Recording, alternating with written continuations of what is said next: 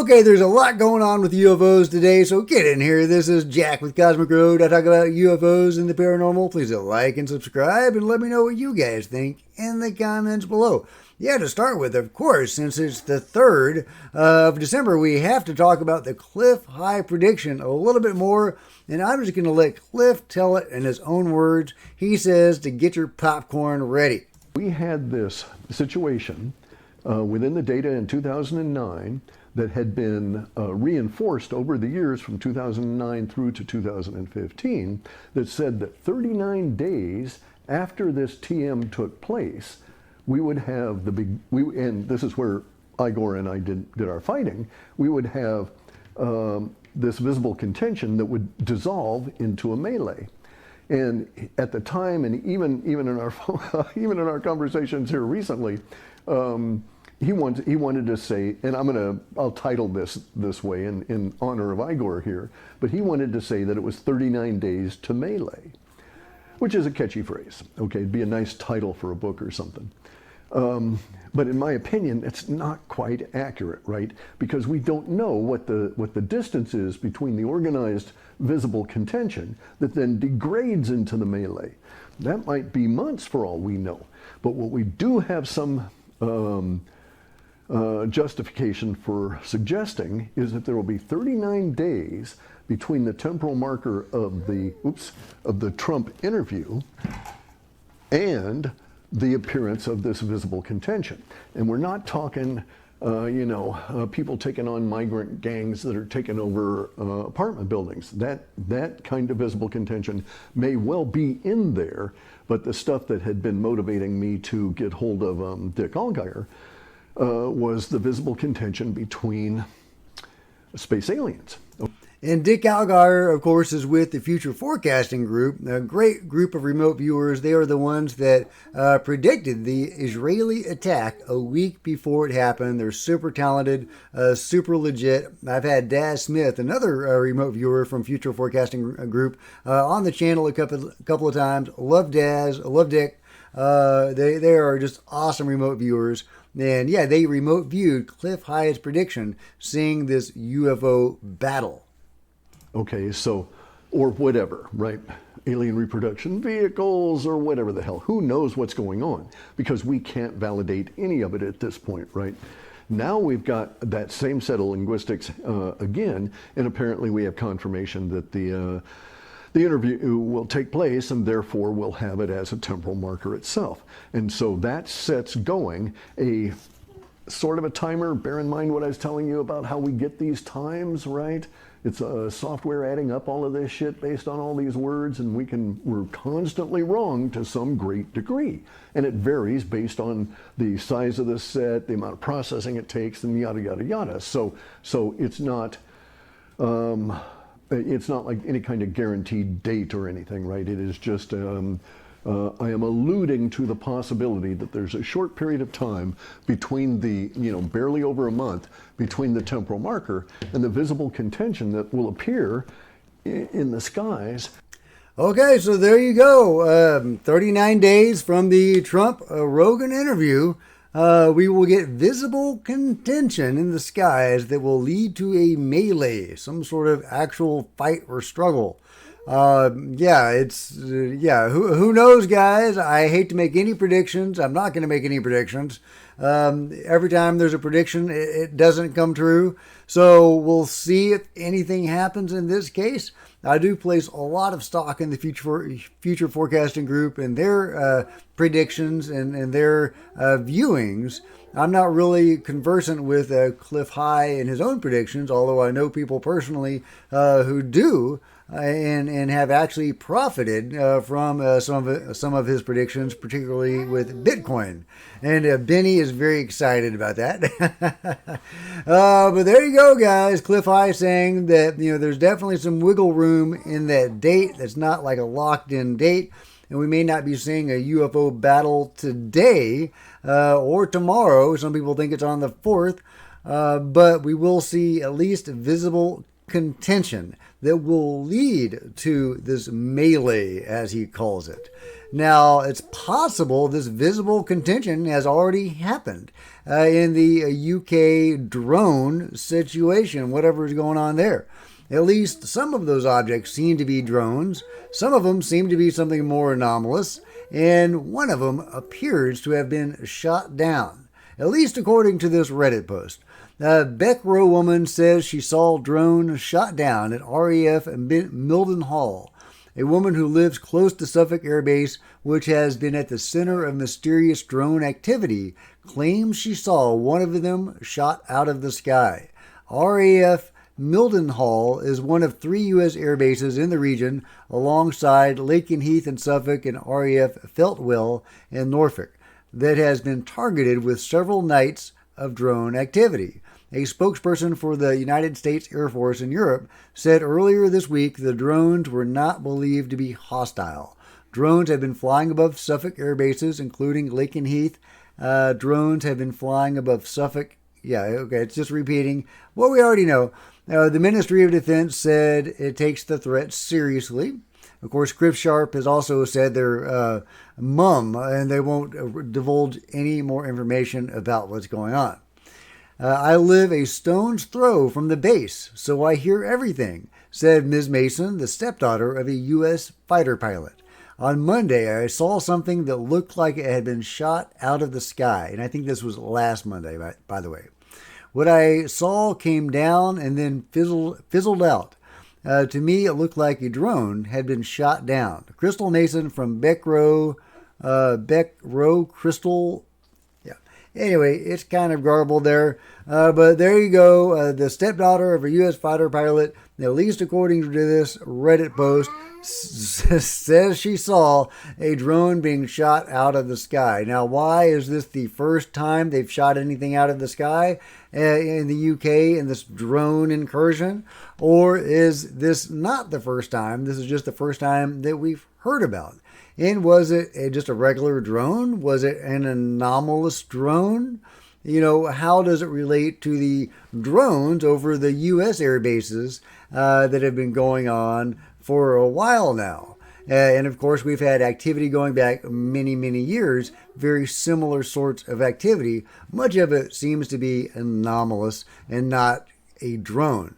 But there you go. Maybe the UFO battle has already begun, and that is a visible sign of contention in our skies. I don't know, guys. It's such a weird time to be alive. Richard Dolan chimes in. He says, "Don't dismiss mystery drones over U.S. bases as mere pranksterism. Remember, UFO/UAP incursions have plagued sensitive military sites for decades. Indeed, they have. Secrecy shrouds these incidents, revealing only one thing. Whatever they are, they're sophisticated enough to breach secure airspace." Yeah, and somebody brought up a really good point in the comments to my video yesterday, saying that, well, they claim they can't shoot these down. Of course, we know now that they can, but at least in the UK. I don't know about the US, but they have claimed that they are unable to shoot these things down because of laws restricting their behavior. If they're not hostile, they can't shoot them down, right? And Kirsten Gillibrand is trying to get that overturned, trying to pass a law saying, hey, you can shoot them down now. That hasn't been passed yet. So why were they able to shoot at the balloons, right? In Balloon Gate, we know they shot at least one balloon down, then various other objects. Ross Coulthart says at least one of those objects was anomalous, and that Biden himself ordered that shoot down. Benny is really intrigued by the president ordering the shoot down of a UFO and then not telling the public about it, right? Meanwhile, signing off on the UAP Disclosure Amendment, which is interesting. Trying to make sense of all this is difficult.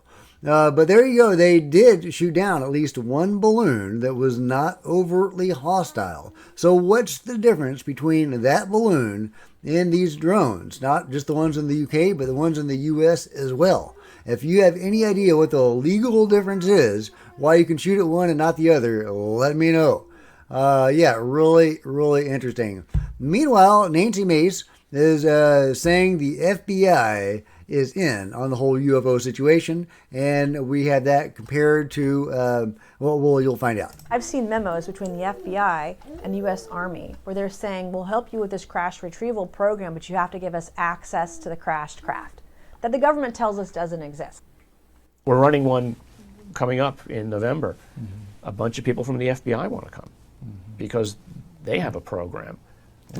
They have a program, the FBI has a program, and they wanted in on the crashed craft that Nancy Mace is talking about. It's interesting that you seem to have these different factions doing different things. Some of them seem to be opposed to each other, which seems to be what the eminent domain issue might be about. They're trying to get stuff from Lockheed Martin and Boeing because they won't pony up, right? So you have these different groups doing different things, and then we have the Lockheed Martin JSOC firefight in which there were actually deaths over fighting with UFOs. He's not hungry, he just ate, he's just being talkative. He's just telling me all about it. He thinks it's really intriguing that there's these factions involved in UFOs. Meanwhile, Danny Sheehan says there is stuff that he cannot talk about. Months ago, I think over a year ago, there was a lot of rumors, and there still are out in the public, that actually the U.S. government has successfully reverse engineered one of these vehicles, or more than one, and that we're actually training humans to pilot them. Do you have any further information about that? I know you were very skeptical when we first discussed it. Yeah, I do have more information about that. To answer your question, I do. Can you share what it is? Actually, no. It's one of the things right now. Not because I'm not inclined to do so. It's just that I've promised not to do it. Now, did he promise Luis Elizondo that he couldn't do that? Or did he promise somebody else that he couldn't do that? I don't know, but it's really intriguing. It's frustrating that these guys know stuff they can't talk about. But there you go. They do and they can't. But Danny does know some stuff, and I'd love to know what he knows. Meanwhile, we're never going to get to the truth of UFOs without understanding they exist in a broader context, what I call the greater phenomenon. 1/3 almost of alien abductees are near-death experiencers.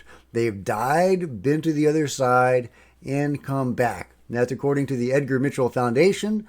Fascinating statistic. One of many, many examples of the confluence of UFOs and what I think of as the metaphysical. You might think of it as spiritual or other dimensional consciousness, however you want to think about it. The UFOs seem to be existing as a subset of what I think of as the greater phenomenon. All these things are all connected. Bigfoot, near-death experiences, UFOs, they all seem to be connected in some way. And the UFOs aren't even a distinct subset because it's all baked into the same thing, as, for example, the statistic with near-death experiences. So why not delve into near-death experiences a little bit? In this particular case, I've delved into near-death experiences a lot. I make a great study of near-death experiences. They're super fascinating. That's our best glimpse beyond the veil. People have died and come back and sharing their information with us. However dreamlike or fantastical these, accounts are, they're extremely fascinating. And, even though sometimes their information is at odds with each other, that too is fascinating. I've made an equally deep dive into alien abductions, and they get pretty weird pretty fast. They get pretty trippy. But, get back to near-death experiences.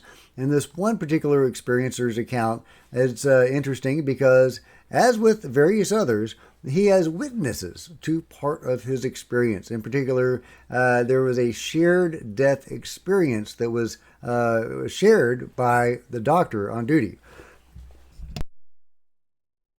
Getting back to the thing without editing my cough. This gentleman, he was in a tragic car wreck that killed his wife and almost killed him. And it did kill him. He died. He went to the other side. He actually met his wife on the other side. And she convinced him to go back to care for their son. And when he was in the hospital, the doctor, and I believe one other person, saw his wife manifest in the room. This has music playing, so I will read it to you. Let me go back. That is when I was life flighted to the Level 1 Trauma Center. One of the doctors, Jeff O'Driscoll, he has written about this and has spoken about it publicly. He and one of the nurses had a profound experience as well. While I was out of body, while I was having this near-death experience, they had an experience where they came into the operating room, the emergency room, the trauma center where I had been airlifted into. And they both reported that they saw and experienced my wife, Tamara, who was killed at the scene. They experienced her soul, her spirit, in the operating room.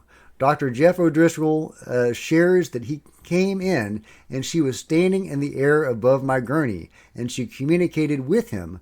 When I asked him what she communicated to you, he shared with me, she simply thanked us. She simply shared her gratitude for all we were doing to save your life. That's what the doctors told him. The translation there, or the words were a little garbled, but a fantastic story with witnesses. These near-death experiences are real. These experiencers are experiencing something profound on the other side that is all connected to UFOs in some way or another. And I think that it's important to understand that UFOs do exist in this broader framework. Some of them are purely nuts and bolts, seemingly. Some of them seem to be something more. Then people like Whitley Strieber and Deep Prasad, experiencers who have, encountered ETs, they will report being taken to a deeper level of reality. It's fascinating stuff when you dive into UFOs and the metaphysical implications of UFOs. And you get that on Skinwalker Ranch. They've got ghosts, they've got skinwalkers. The Amazonian UFO flap, they had UFOs, they had ghosts. Las Vegas, they had aliens in their backyard one moment, they have a haunted house the next. So yeah, it's important to illustrate from time to time that this is really trippy and really interesting. Beyond just nuts and bolts UFOs. So I thought I'd share that with you. Let me know what you think about that fantastic encounter. I highly recommend everybody, investigating and researching near-death experiences because they are super fascinating. Meanwhile, this one is an oldie but a goodie. UFO recorded on Thursday, November 22nd, 2007 in Tarbaca, Costa Rica. Yeah, you can actually hear, talking about nuts and bolts, you can hear the motor of this thing. William, William. William.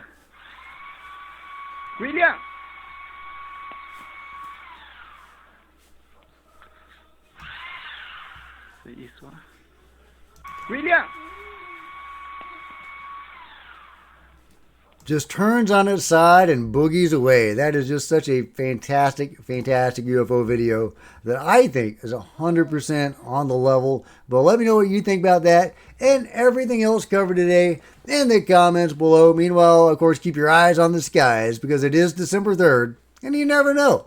Like and subscribe, share on social media, check out the merch store, become a channel member because channel members are rock stars and I really appreciate you guys' support. Thank you so much. Meanwhile, there's plenty of other videos on the channel, and I'll see you guys next time. Benny will see you next time, too. This is Jack and Benny with Cosmic Road, signing off.